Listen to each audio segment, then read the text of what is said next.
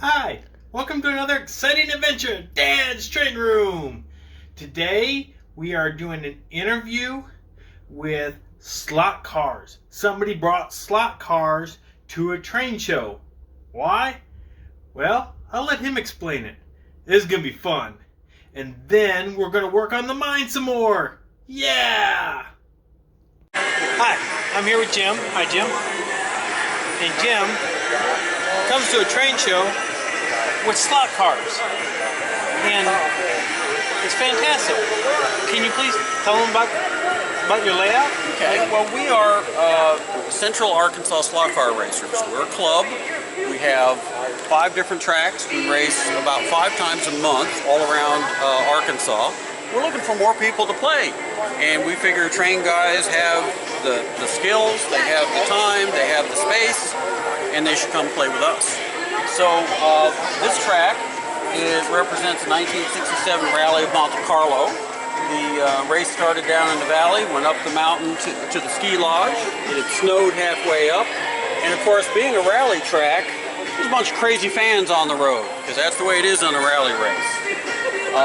The car that actually won the race that year, much to the surprise of the Jaguars and the Ferraris and the other high-powered cars, was a Mini Cooper driven by Patty Hopker. So there's our Mini Cooper, and we'll take him for a bit of a lap here.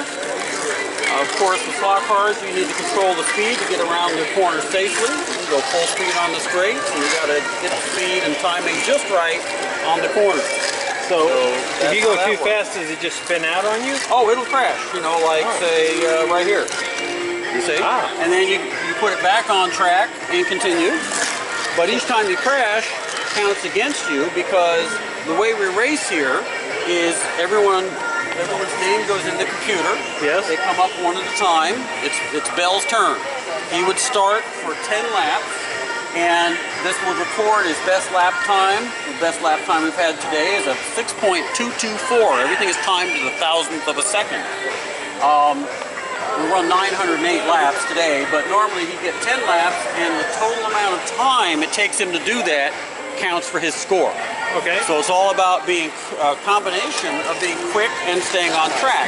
Because each time you I can have your attention crash just off for a the moment. track, We are going to be making time the to put drawing it back on track and continue. for the giveaways of the two. Now what kind of car is that? this is a Renault Alpine. The real car is very small and very fast. They were designed specifically for racing on mountain roads. And it's a pretty good slot car too.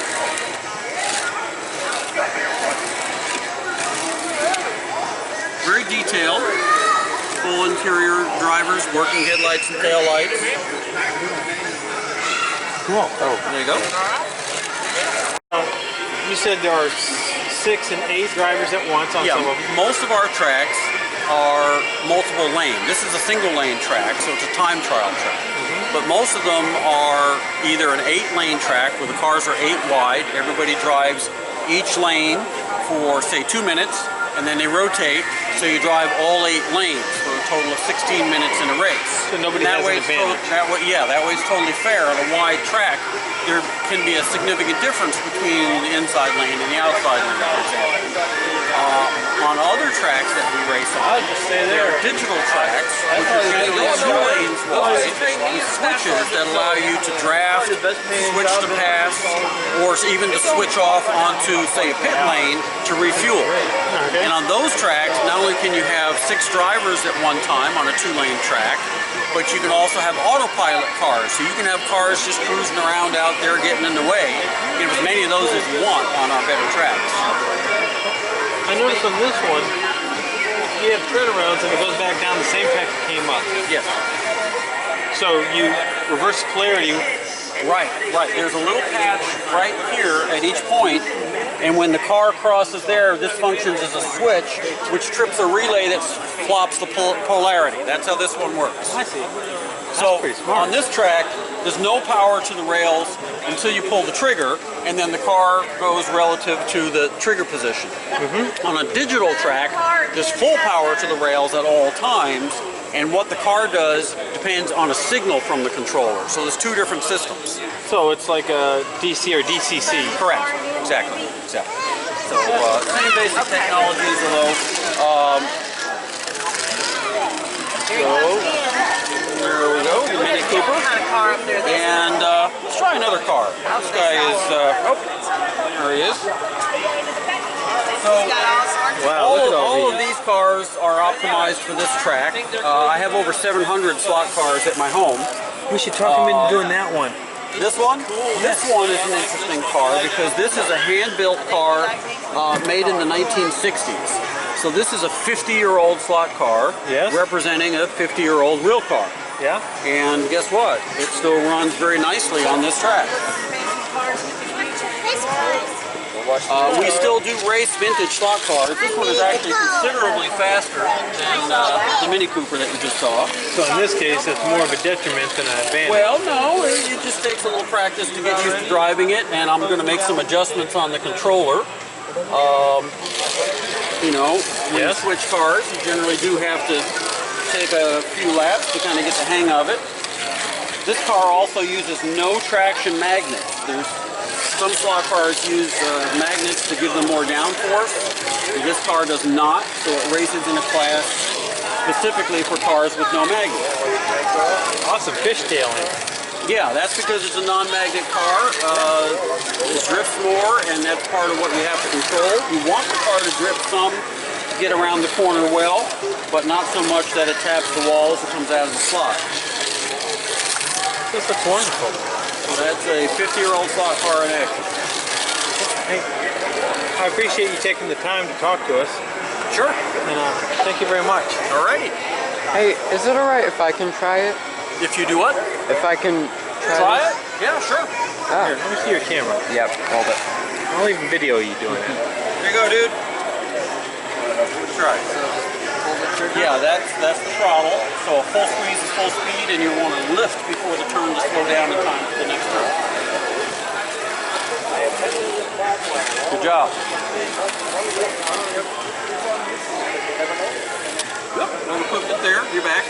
Hey, watch your hands. Take the wheels off. This is pretty cool. Hey, look, take your hands off. Take your hands off.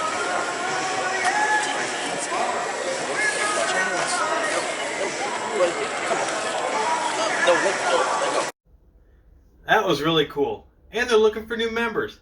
How exciting is that? So, now on to... What, Andrew? What's wrong? That's no good. What are you talking about, Andrew? It's too big. He can't put any rocks in the... Huh.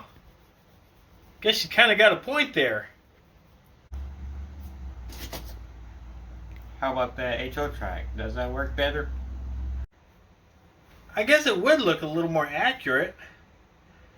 I think we need to go to the 3D printer. Well, Andrew's right. That'd be some hard work getting that shovel up there. So, we're going to take this out and remove this guy. Looked like a good piece too. We'll replace it with some HO scale track. There's a little flex track. We'll just line it up here like we want it. I think that'll look pretty good.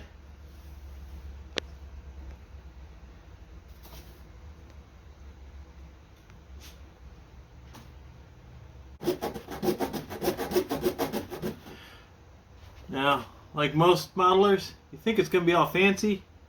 This is really pretty much kind of the way they do it. This here. This here.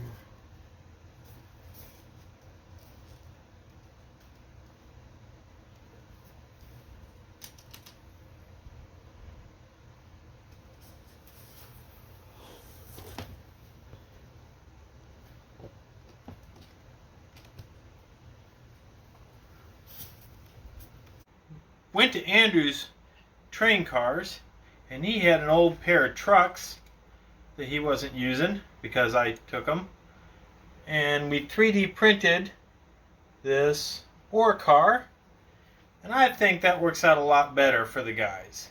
And that'll fit nicely on the HO track that Andrew suggested. Thank you, Andrew. Take our little ore car.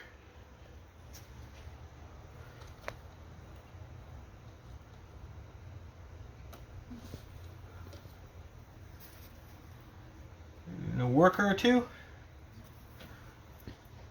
for our mine. And there we go. Thank you, Andrew. That is much better. You know, now that we got the basis for our mine, what do you want to mine?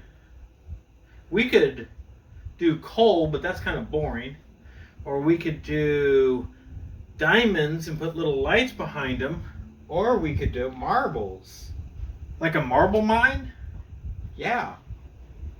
Wait, are you saying the kind of marbles that you roll? I guess. Well, why would you want to do a marble mine like that? Because it'll get less boring. It would be less boring. You know what? It's our train layout. It's our mine. I say we mine for marbles. So if anybody's lost their marbles, we're going to find them. Yeah. Yeah. Okay. A marble mine? That's just silly.